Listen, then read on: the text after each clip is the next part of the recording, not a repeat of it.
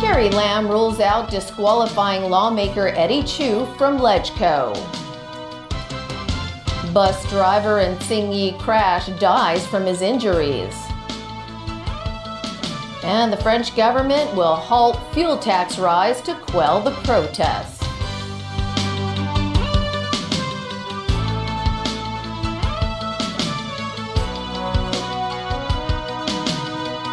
Good evening.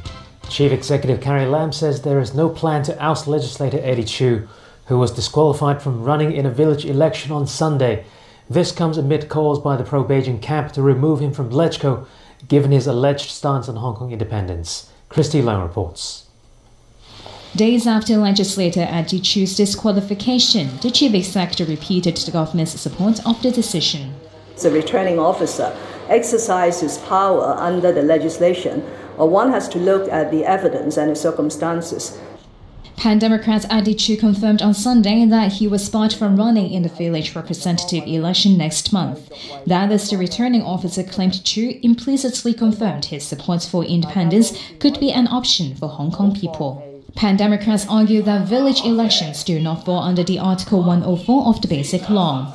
That clause states that public servants must swear to uphold the Basic Law and pledge allegiance to the HKSAR. Lam rejected the need of referring to Article 104 as a way to deal with Chu's situation. She added, the returning officer's decision was made based on the Rural Representative Election Ordinance. According to Section 24 of the ordinance, unless the person pledges allegiance to the HKSAR and upholds the Basic Law by signing a declaration, his or her nomination will be invalid. The pro-establishment camp has called for Chu to be unseated from LegCo, but the chief executive ruled out such an idea. Mr. Eddie Chu at the moment is a legislative council member. It is not for me as a chief executive to say whether he is qualified as a legislative council member. She added the government will conduct a review on whether the election laws need to be rationalized and state clearly under what conditions a person will be barred from running in an election. Christy Leung, TVB News. The coach driver involved in that fatal car crash in Tsingyi died this afternoon. That raises the death toll from Friday's accident to 6. The 62-year-old had been hospitalized at Princess Margaret Hospital since the crash. His coach was carrying 36 passengers when it rammed into a taxi that was stopped on Chung Tsing Highway. 4 coach passengers and the taxi driver died on that day. The accident prompted calls to make fastening seatbelts mandatory on non-franchise buses. The Transport Department will meet with the sector tomorrow. Basic Law Committee Chairman Shen Chunyao stressed today that Hong Kong's mini-constitution is subordinate to China's constitution. Shen is in town for activities to promote the national constitution and the role it plays in shaping the city's legal system. Sharon Tang tells us more. As the SAR celebrates its 5th National Constitution Day, a forum was held at Convention and Exhibition Centre this morning. The audience included Chief Executive Carrie Lam and current government officials, as well as 300 secondary school students. Speaking as the guest lecturer, Shen Chunyao, also the chairman of the Legislative Affairs Commission, talked about China's constitution and its reform and opening up. The effects of constitutional law covers all parts of the country, he said. This ultimately applies to the whole of Hong Kong, even if it enjoys a high degree of autonomy after the 1997 handover. That's because the SAR comes directly under the central government, he added. He likened the Chinese constitution to the mother law and the basic law to the son law, which means a legal system that's detached from the country's constitution does not exist. Shen also slammed those who tried to challenge the central authority by means of destructive and infiltrating activities. Meanwhile, Director of Beijing's Liaison Office Wang Zhimin said the core of Hong Kong's rule of law is to abide and protect China's constitution. Carrie Lam also spoke of the government's duty to help strengthen people's knowledge of the relationship between the national constitution and the basic law. In 2014, the National People's Congress Standing Committee decreed to mark every December 4th as National Constitution Day. Sharon Tang, TVB News. A U.S. court could give former Home Affairs Secretary Patrick Ho a verdict in his bribery case by as soon as tomorrow. The 69-year-old pleaded not guilty to 8 counts. Those charges include money laundering and bribery. During the trial, he exercised his legal right to remain silent and decided not to testify. Lawyers of both sides are expected to give their closing arguments by tomorrow. The jury is expected to deliberate on the case after that. Ho currently faces a maximum of 85 years in prison. The French government is reportedly ready to give in to demands to suspend its controversial fuel tax hike. This after paramedics and students joined the ongoing rallies that have rocked the French capital over the last few weeks. In light of the global media attention generated by the violent protests over the last 3 weekends, the policy U-turn seems inevitable. French media reported that Prime Minister Edouard Philippe is set to announce a suspension of the controversial fuel tax hikes proposed by President Emmanuel Macron. That's after Philippe met with the opposition yesterday, including far-right leader Marine Le Pen, who urged him to roll back the tax. Macron's first policy U-turn is aimed at appeasing what is rapidly becoming a radicalized social movement. This after the anti-government drive picked up even more traction with new allies. French paramedics have joined the hordes of disgruntled citizens after complaining that working conditions are worsening. Lines of riot police were deployed outside the National Assembly in Paris after the emergency workers blocked a bridge leading to the Parliament building with dozens of ambulances. Meanwhile, French media also reported that students opposed to education reforms have also joined the ranks of the movement and have blocked dozens of high schools across the country. In a tone eerily reminiscent of the French Revolution that overthrew the monarchy in the late 18th century, the Yellow Vest movement is pitching struggling French citizens against the ruling class accused of being out of touch with the public. What began last month as an uproar over Macron's planned fuel tax hikes has evolved into full-blown public discontent over increasingly high standards of living. Violent protests over the past weekend forced the Champs-Élysées to be shut down and saw the iconic Arc de Triomphe defaced. More than 400 people were arrested in the clashes that left more than 130 injured. The movement took its name from the roadside safety yellow vests that French motorists must keep in their vehicles. Macron, who previously stood firm on his decision to introduce the tax, is now facing a plunge in popularity over his economic reforms that are seen as favouring the wealthy. His government has not ruled out imposing a state of emergency. The British Parliament will debate whether the government committed contempt for not releasing the full legal advice on the Brexit agreement with the European Union. If this agreement is to pass this House, as I strongly believe it should, I do not believe that it can or should pass under any misapprehension whatsoever as to the legal matters on which that judgment should be based.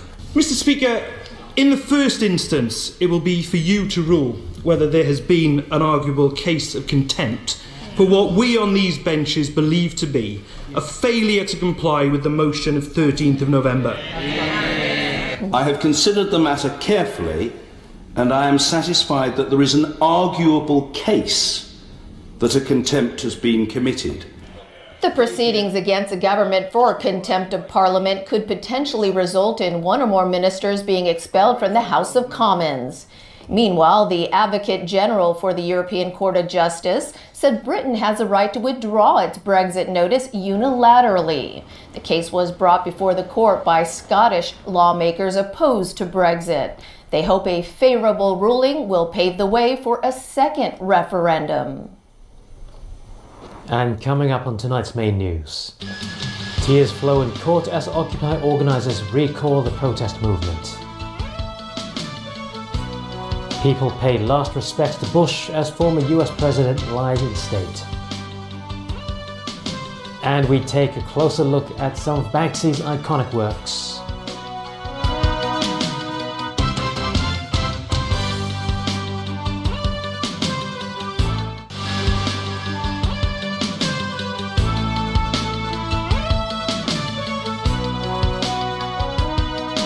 Welcome back. Occupy co-founder Chan Kim-man recalled the tense days of the movement at his public nuisance trial today. Also, defense witnesses gave evidence that they were not incited by the three co-founders. Haley Zhou reports. Occupy co-founder Chan Kim-man recalls the intense days of the Occupy movement 4 years ago as he continued to testify today. Chan said students didn't do anything violent, of course. They geared up to be beaten by the police, not to hit them. He added the situation tested the trio's bottom line. As the movements reached its climax, Chan said tensions were rising, but the meaning of the act of civil disobedience was fading out. When Chan Kim-man talked about the injured students in the protest, he and another Occupy co-founder Chu Yu-ming burst into tears. Each Occupy co-founder faces 3 charges: conspiracy to cause public nuisance, inciting others to cause public nuisance, and inciting people to incite others to cause public nuisance. However, counter-evidence came from witnesses called in by defense lawyers. Mr. Wu, a primary school drama teacher, said he took part in the occupation mainly to support students and expressed his dissatisfaction towards an unjust election system. He also went there thinking that demonstrators would be safer if there were more people. Another witness, Janet, also said her participation was not influenced by the trio.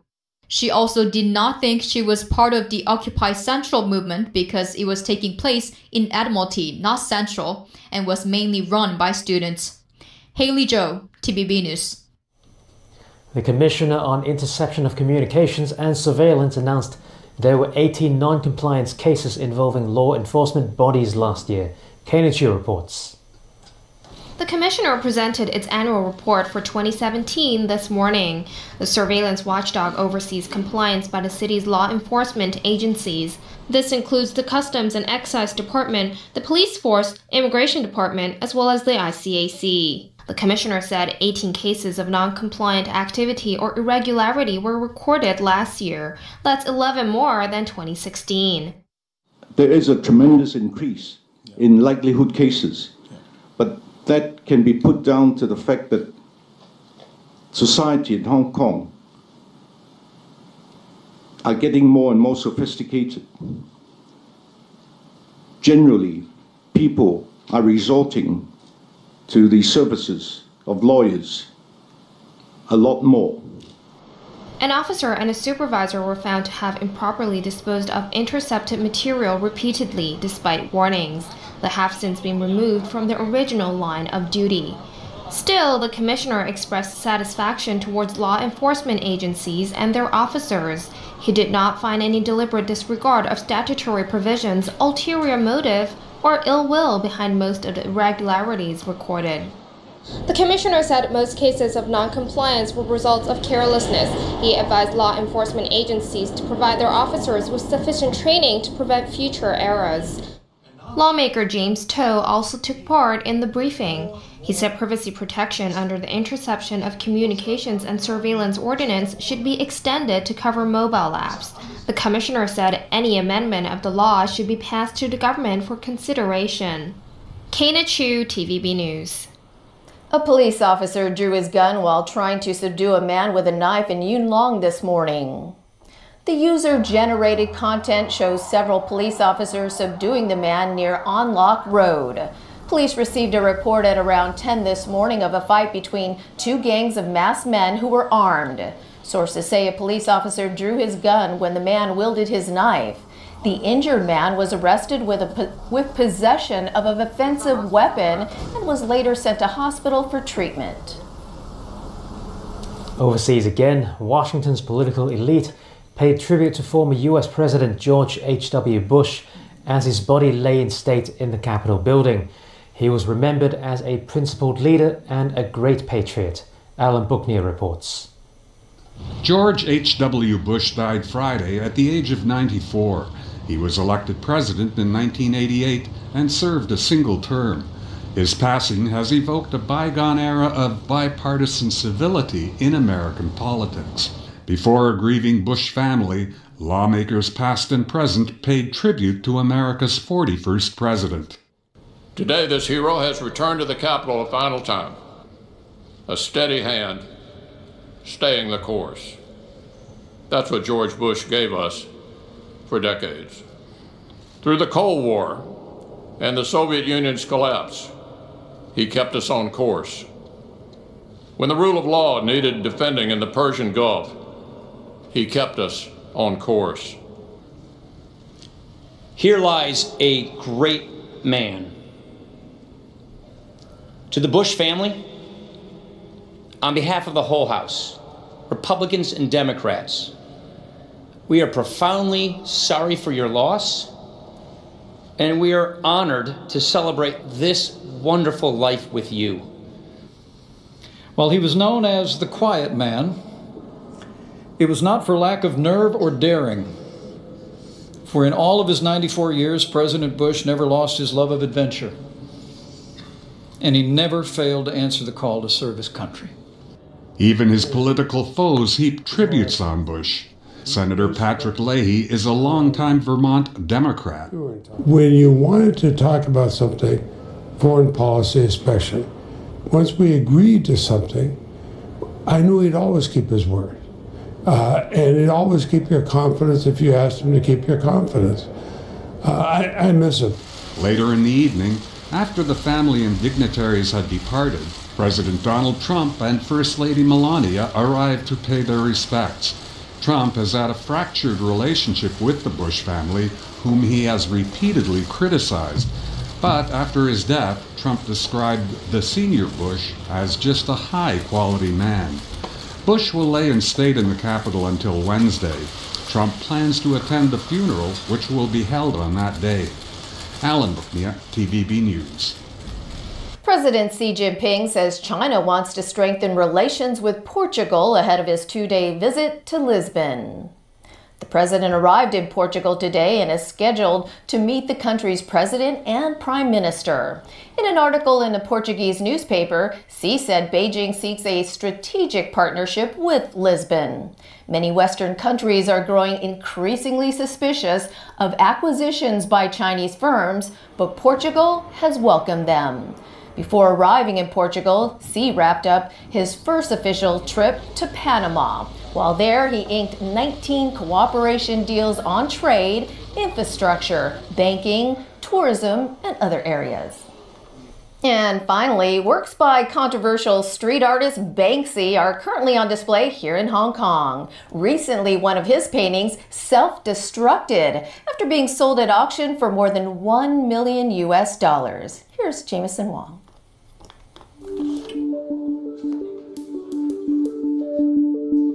This time there was no Banksy hanky-panksy. No real cause for concern about more monkey business. Not even a Kasama smashing pumpkin or three. Just an auction with works by some of today's most popular contemporary artists. Two creations by art's bad boy went under the hammer. His take on Abraham Lincoln, America's 16th president, spray painted on cardboard. Each one sold for more than $200,000 US. And the timing of the auction, held so soon after the shredding seen round the world, was pure luck. We had not planned this at all, like that.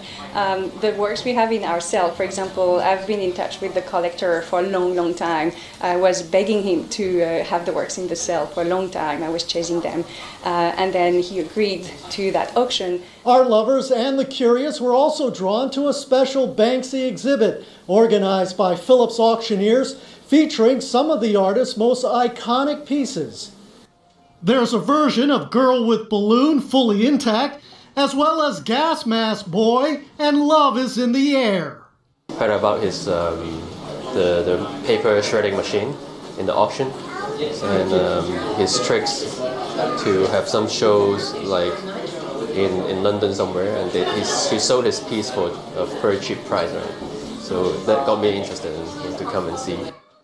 While you'll likely never see one of his politically provocative images in a mainland gallery, Phillips brought Banksy's Abe Lincolns and other sale items to Shanghai recently, as Asia has become an important market for contemporary art. No, they totally understand. He's someone who's he's not a basic artist. He's not just painting beautiful things that you can hang on your wall. There's definitely a political message behind that, and people love it. Sales from the main auction of about 24 lots topped $13 million, while the Banksy exhibition, titled Who's Laughing Now?, runs until Friday in Central. Jameson Wong, TVB News. And that is a cool wrap of our